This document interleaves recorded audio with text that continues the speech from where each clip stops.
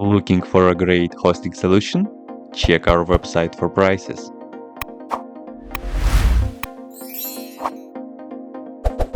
First, what you need to do is to update the server packages. You can do this by the following command.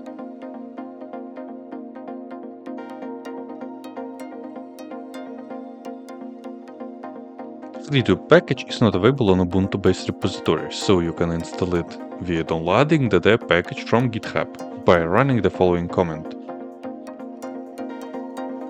Then install FreeTube as shown by running this command.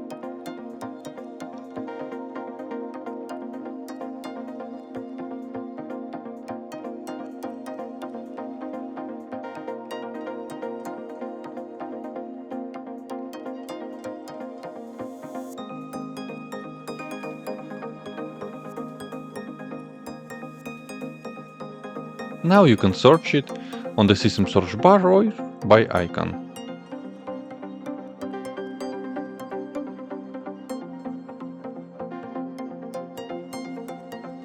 FreeTube will be launched. That's it. If you have any question, please leave them in comments.